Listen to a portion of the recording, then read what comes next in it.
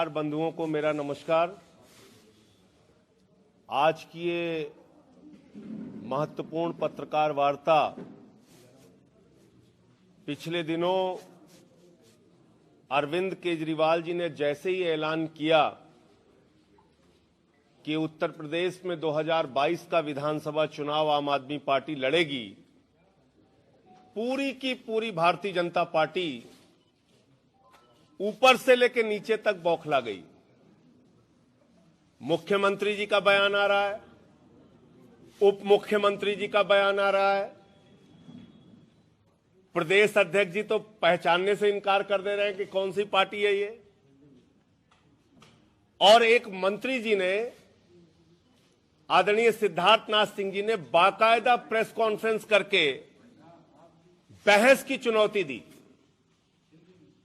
उन्होंने कहा दिल्ली के शिक्षा मॉडल पे, दिल्ली के स्वास्थ्य मॉडल पे, दिल्ली का जो मॉडल है बिजली का, पानी का, गवर्नमेंट का, सरकार चलाने का, उस मॉडल पे मैं खुली बहस करने के लिए तैयार हूं। और मंत्री जी ने जैसे ही यह चुनौती दी, कल दिल्ली के उप मुख्यमंत्री मनीष सिसोदिया जी ने उनकी चुनौती को स्वीकार करते हुए साफ तौर पे कहा कि 22 दिसंबर को हम यहां पर आ रहे हैं और किसी भी स्थान पर, किसी भी समय आप जगह और स्थान बता दीजिए, समय बता दीजिए, आपके साथ दिल्ली के मॉडल पे और उत्तर प्रदेश के मॉडल पे खुली बहस करने के लिए मनीष सिसोदिया जी तैयार हैं। लेकिन 25 घंटे हो गए, जो पार्टी अरविंद केजरीवाल जी के चुनाव लड़ने के ऐलान के बाद तुरंत प्रतिक्रिया देने के लिए मैदान में आ जाती है, 25 घंटे से गजनी मोड में चली गई है। उसको याद ही नहीं कि उसने क्या बोला था। भूल गए कि वो दिल्ली के शिक्षा मॉडल पे बात करना चाहते हैं, स्वास्थ्य मॉडल पे बात करना चाहते हैं, बिजली पानी के मॉडल पे बात करना चाहते हैं। अरे इस फील्ड के तो सचिन तेंदुलकर है अरविंद केजरीवाल, हम तो चाहते हैं इस पे बात करो।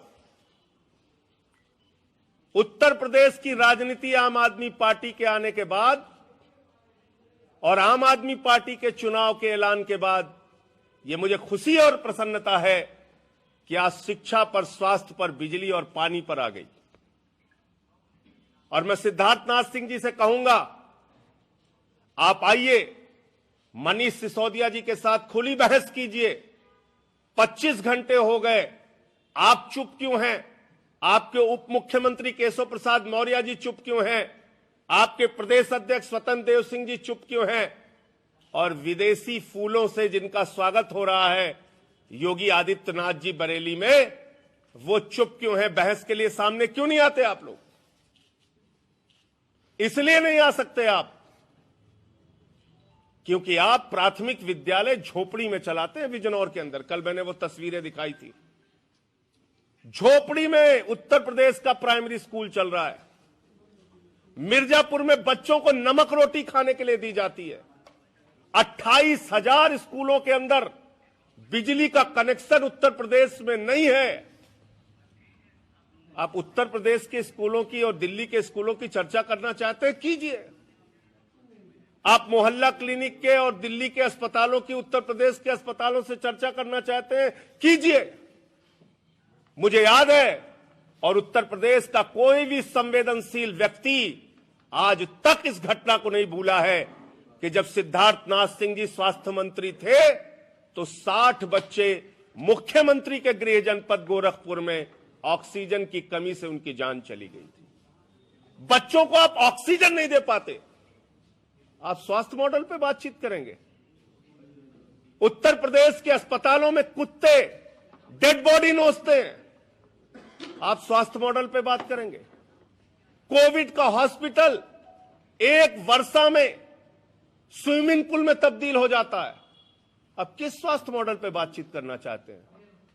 कल आदरणीय मुख्यमंत्री जी ने कहा, कोरोना में हमने दिल्ली से अच्छा काम किया है।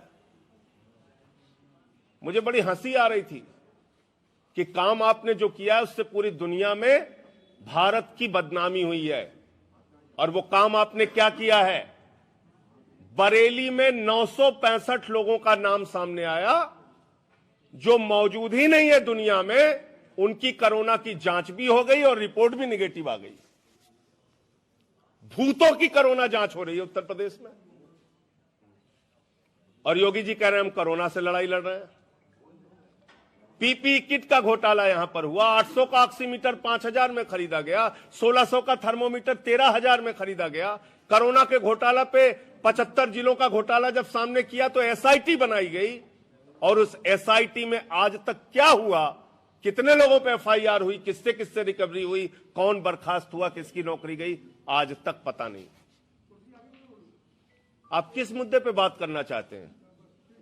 आप आइए और खुली चर्चा कीजिए।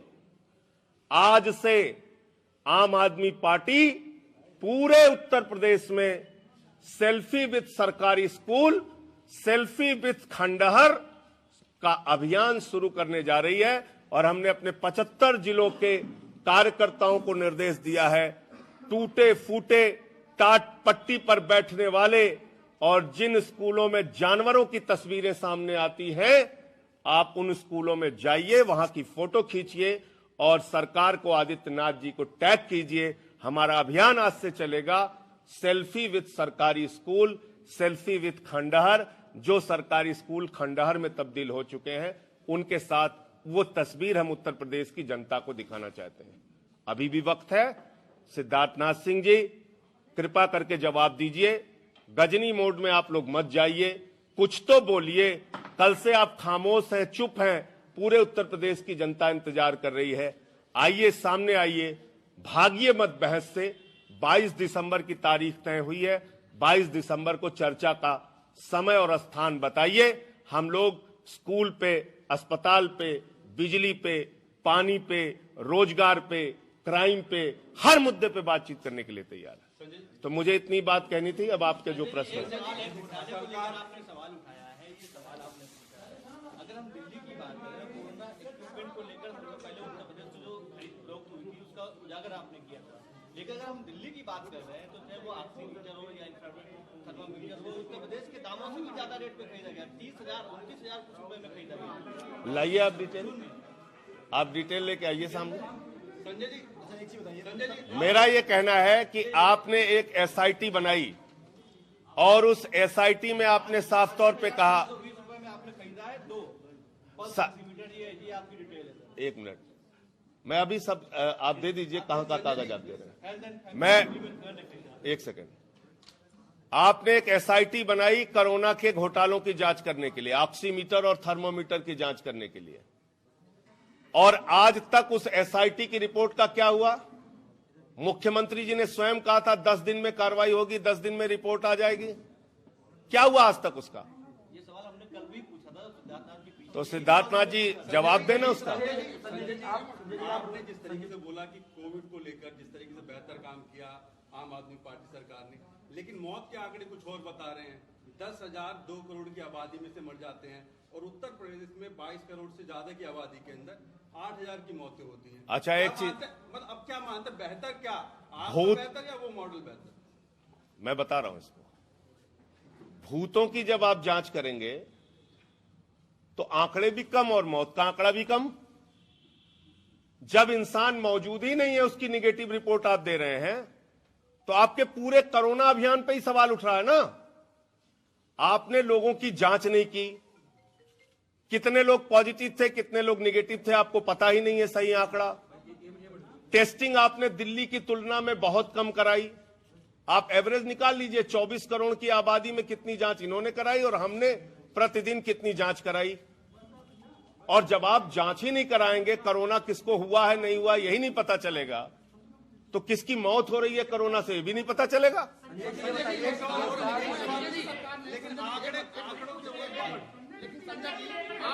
एक किसी को भी नहीं, सबको जवाब दूंगा, परेशान। आपने अच्छा काम किया, आपने अच्छा काम किया।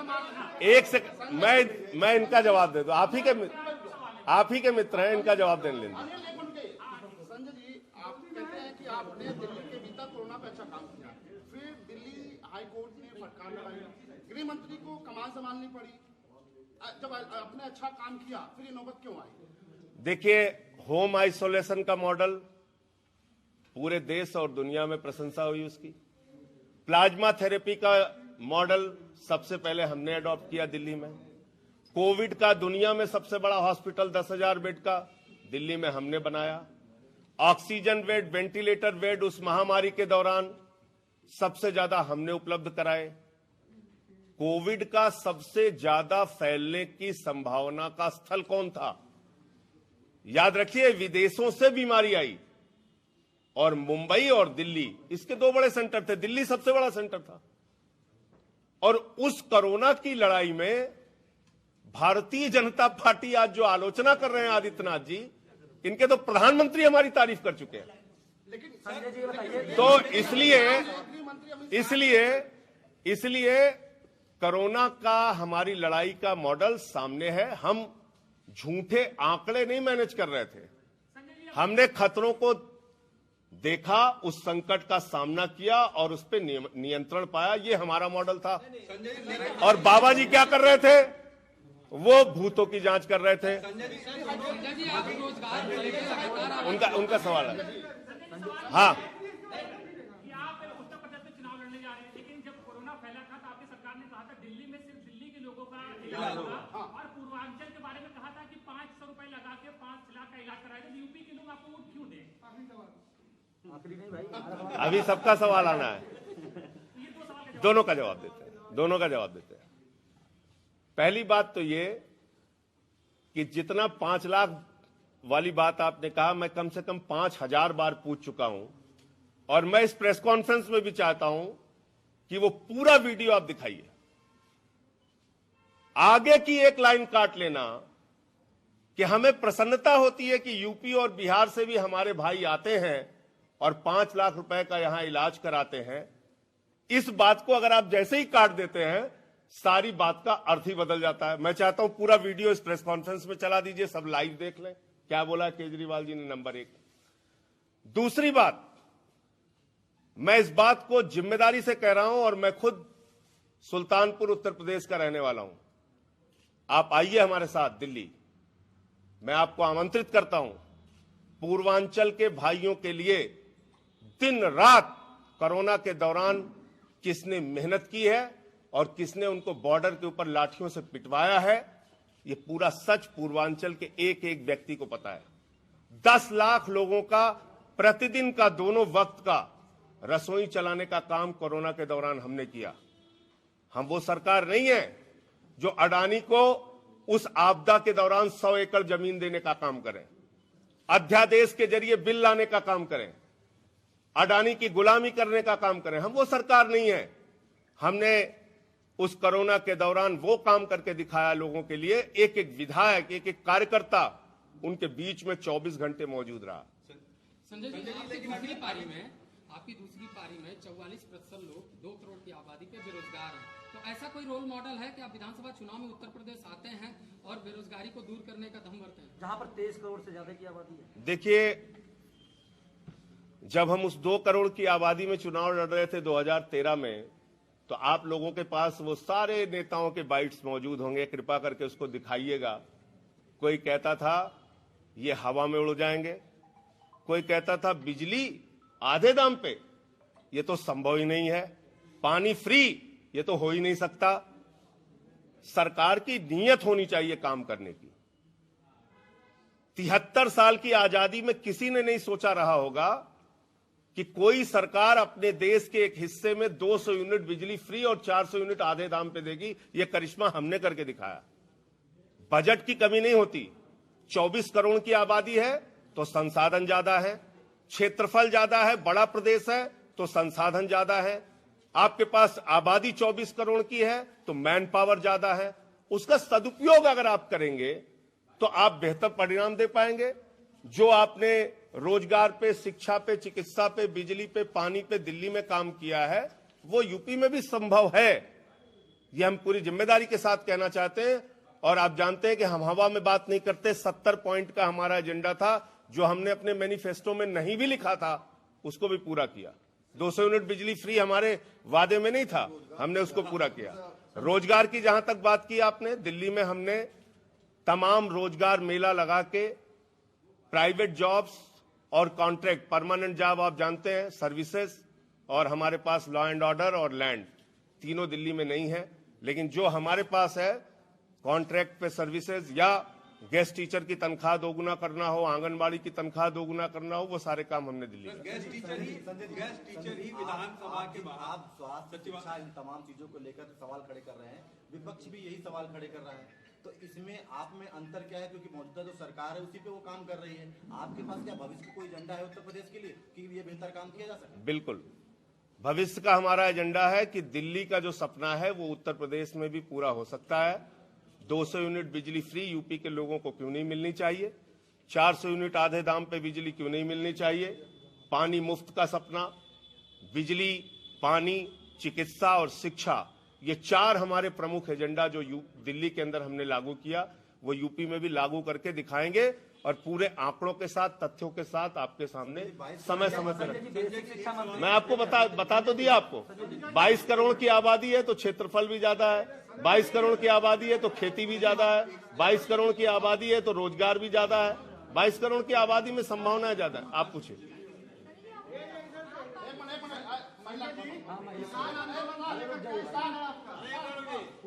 बता रहा हूं आपको जी।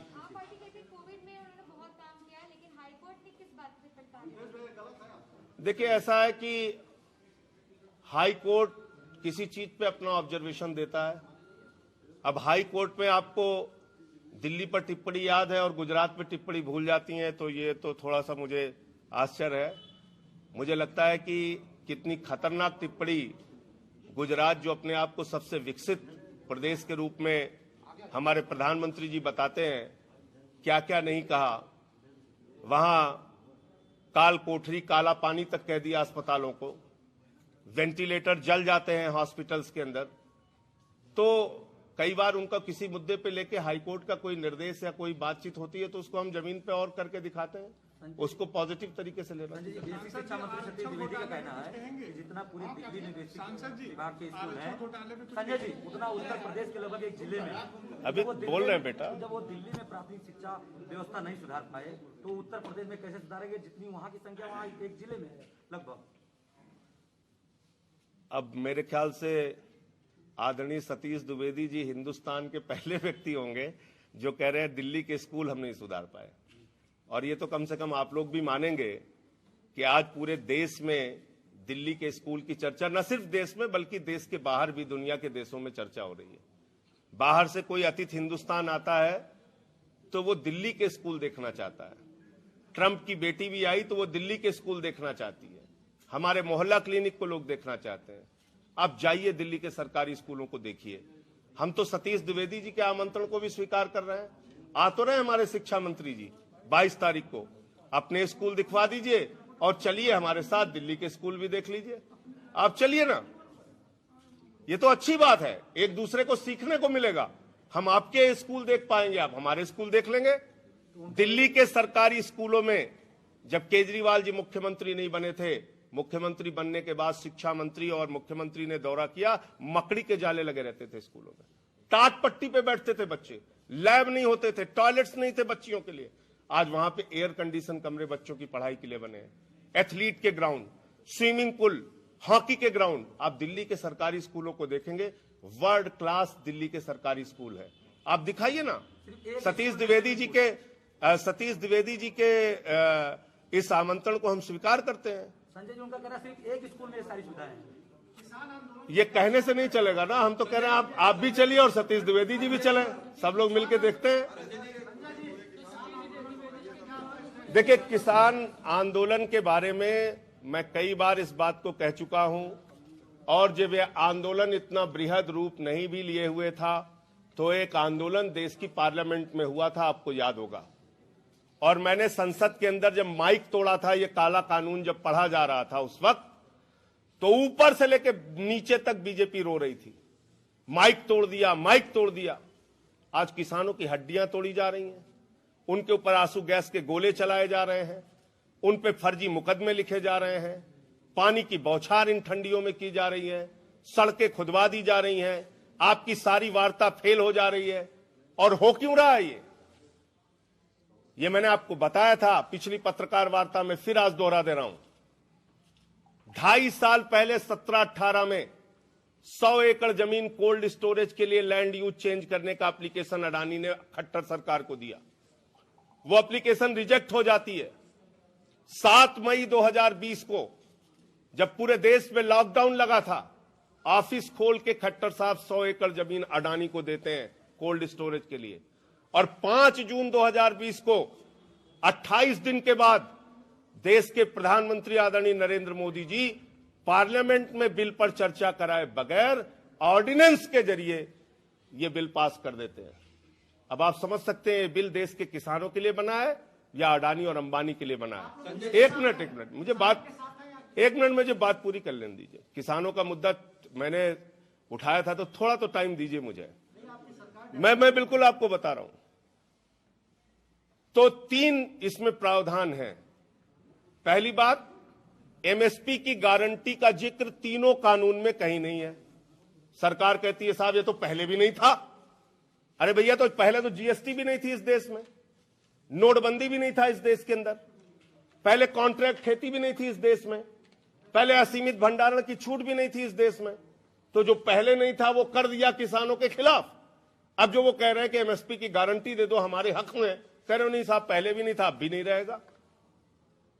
तो पहले तो जिन लोगों ने नहीं किया उनको 40 सीट पे पहुंचा दिया जनता ने। आप भी 40 सीट पे पहुंच जाओगे अगर आपका यही हाल रहेगा तो। एक बात। दूसरी बात, आपने कॉन्ट्रैक्ट फार्मिंग लिख दी। अब हिंदुस्तान जैसे देश में जहां 80 से 85% किसान 2.5 एकड़ से कम की जमीन वाला है, वहां पर आप कॉन्ट्रैक्ट फार्मिंग ला रहे हैं। यूरोप के और दुनिया के तमाम बड़े देशों में, अमेरिका जैसे देशों में कॉन्ट्रैक्ट फार्मिंग फेल हो गई। और ये मैं नहीं कह रहा हूं, पार्लियामेंट के अंदर स्वर्गीय अरुण जेटली जी ने इस बात का जिक्र किया है। आप अपने ही खेत में किसान को इस फार्मिंग का, कॉन्ट्रैक्ट फार्मिंग के जरिए गुलाम बना देंगे और उसको न्यायालय जाने का भी अधिकार नहीं है। वो एसडीएम की कोर्ट या डीएम की कोर्ट में जाएगा। तीसरा प्रावधान जो आप जर्नलिस्ट के लिए भी खिलाफ है, कर्मचारी के लिए भी खिलाफ है, माताओं बहनों के लिए भी खिलाफ है, हर गृहिणी के लिए खिलाफ है, वो है असीमित भंडारण की छूट। सस्ते में गेहूं, सस्ते में चावल, सस्ते में फल, सस्ते में सब्जियां किसानों से खरीदी जाएंगी, उसको बड़े बड़े कोल्ड स्टोरेज में रखा जाएगा और जब बाजार में उसकी कमी हो जाएगी तो महंगे दामों पर उसको बेचा जाएगा। यानी इस देश के अंदर आज जमाखोरी, कालाबाजारी और महंगाई को इस कानून के जरिए लीगलाइज कर दिया गया है। इसलिए हम इस काले कानून का विरोध करते हैं और ये काला कानून पार्लियामेंट का स्पेशल सेशन बुला के वापस करना चाहिए। लेकिन दुर्भाग्य से यह पहली बार हो रहा है कि आज जब किसानों के खिलाफ ये काला कानून पास करना था, उस वक्त कोरोना की महामारी के दौरान भी पार्लियामेंट चलाई गई और बिल पास किया गया। आज जब किसानों का आंदोलन चल रहा है, पार्लियामेंट में चर्चा होनी चाहिए, तो विंटर सेशन नहीं होगा। संसद के अंदर पार्लियामेंट के मेंबर्स चर्चा नहीं कर सकते। ये काला कानून वापस लेने के लिए सरकार पे दबाव ना बनाए, इसलिए उन्होंने विंटर सेशन खत्म कर दिया। ये बहुत ही दुर्भाग्यपूर्ण है संसदीय लोकतंत्र के लिए भी और हमारी संवैधानिक परंपराओं के लिए, संसदीय परंपराओं के लिए भी। तो इसलिए कल संत बाबा राम सिंह जी की गोली मार के उन्होंने आत्महत्या कर ली और ये कहा कि किसानों की हालत से हम दुखी हैं, जुल्म करना और जुल्म सहना दोनों अपराध है।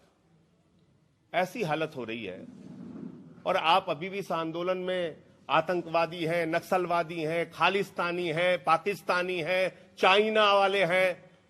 तो भैया जब तुम इतने कमजोर गृह मंत्री हो कि तुम्हारे रहते हुए कहीं खालिस्तानी घुस जा रहा है, कहीं पाकिस्तानी घुस जा रहा है, कहीं चाइना साजिश कर रहा है, कहीं नक्सलवादी आ जा रहा है, तो इस्तीफा देके घर जाओ। फिर क्यों आप देश के गृह मंत्री बने हो? तो ये हर आंदोलन को बदनाम करने की जो कोशिश है बीजेपी की, ये बहुत ही खतरनाक है। अन्नदाता को आतंकवादी कहने वाले लोग देश के गद्दार हैं और देश के अंदर वो नफरत फैलाना चाहते हैं। संजय जी, एक सवाल कि लगातार जब शुरुआत में आपकी पार्टी बनी, अन्ना मूवमेंट या उसके साथ साथ, तब से लगातार आपने भ्रष्टाचार की बात कही कि भ्रष्टाचार हुआ, कॉमनवेल्थ में भ्रष्टाचार हुआ। उसके बाद आप लोगों ने एक जिक्र और करा सिग्नेचर ब्रिज का, वहां पर उसमें भ्रष्टाचार हुआ। तो तमाम जो भ्रष्टाचार हुआ उसमें क्या आपने करा? ये आप सवाल हमसे पूछ रहे हैं? आपने क्या, आपकी सरकार 16 मुकदमे किए हमने। CWG कॉमनवेल्थ गेम्स के घोटाले में 16 मुकदमे किए और ACB हमसे छीन ली गई। हम चिल्लाते रहे, चीखते रहे, एंटी करप्शन ब्रांच हमको दो। पिछले 4 सालों से ACB आज मोदी जी के पास है, गृह मंत्री अमित शाह जी के पास है। जाकर उनसे पूछिए कि जो 16 FIR कॉमनवेल्थ गेम्स के घोटाले में केजरीवाल जी ने की थी, उस पर क्या कार्रवाई किया इन लोगों ने। आज हमारे हाथ पैर काट के पूछा जाता है कि आपने इस पे क्या किया, उस पे क्या किया। एकमात्र ACB थी हमारे पास जिसके जरिए हम एंटी करप्शन के मामलों में काम कर सकते थे, वो भी छीन लिया गया। 4 साल से ज्यादा समय हो गया। संजय जी, आपका जब लखनऊ में ऑफिस खुला, उसके बाद जब बंद हुआ, आपने सरकार पे आरोप लगाया कि सरकार ने जबरदस्ती हमारे कार्यालय पे ताला लगवा दिया। आज आपका ऑफिस जिस जगह पे है, ये आवासीय लैंड है, इस पे आप कमर्शियल उपयोग कर रहे हैं। लखनऊ विकास प्राधिकरण जल्दी इस पे कार्रवाई करने वाला है। एकदम करना चाहिए। लगाएंगे कि सरकार ने हमारा बंद करा दिया। एकदम तो करना आपने चाहिए। आवासीय में क्यों कमर्शियल उपयोग कर रहे हैं? एकदम करना चाहिए। और जितने भी आवासीय में कमर्शियल दफ्तर चल रहा है, सब बंद कराना चाहिए। मतलब सब भ्रष्टाचारी है, तो आप भी भ्रष्टाचार? नहीं, भ्रष्टाचारी का सवाल नहीं है। ये तर्क मत दीजिए। सब गलत कर रहे हैं आप। ये तर्क नहीं, अगर आप मुझे बताइए, एक कार्यालय, एक सेकंड, एक कार्यालय पार्टी का हमें खोलने का अधिकार है कि नहीं है? कमर्शियल आवासीय लैंड है जहाँ आप बोले हैं, तो ये उनको नोटिस देने दीजिए ना, हम जवाब देंगे उनका। नहीं, तो वही मैं पूछ रहा हूँ कि अगर सब उनका जवाब देंगे ना, उनको आने दीजिए नोटिस। अब एक मामला और है जो मैं बोल दूं, एक मामला और बोल दूं। अब इतना जवाब तो कोई नहीं देता, मैंने सबके जवाब दिए। 1 मिनट अब सुन लीजिए। ये 69,000 शिक्षकों की भर्ती का जो घोटाला हुआ, उसमें एक और घोटाला सामने आया है कि आरक्षण के नियमों का पालन दूर दूर तक कहीं नहीं किया गया है। इसकी कंप्लेंट सारे जगहों पे किया इन्होंने, और ये नौजवान साथियों ने रिपोर्ट भी पिछड़ा वर्ग आयोग की जो है वो भी इसमें शामिल है। और ये सारी रिपोर्ट होने के बावजूद इसमें आरक्षण का नियम क्यों नहीं पालन किया गया? एक तो इनका मसला है, इनकी लड़ाई के साथ आम आदमी पार्टी पूरी तरह से है, और इसमें हम सरकार से पूछना चाहते हैं कि इसमें आपने आरक्षण का पालन क्यों नहीं किया, नंबर 1। और दूसरा विषय, अनुदेशकों को 17,000 रुपए मानदेय बढ़ाने की घोषणा की गई थी, आज वो 8,000 साढ़े 8,000 रुपए कम करके कर दी गई है। ये 2 मसले हैं जिस पे और बात मुझे करनी थी, और इनको पूरा मानदेय मिलना चाहिए। अनुदेशकों को 17,000 जो घोषित है वो होना चाहिए। धन्यवाद। अब आ जाइए, जवाब दे देंगे।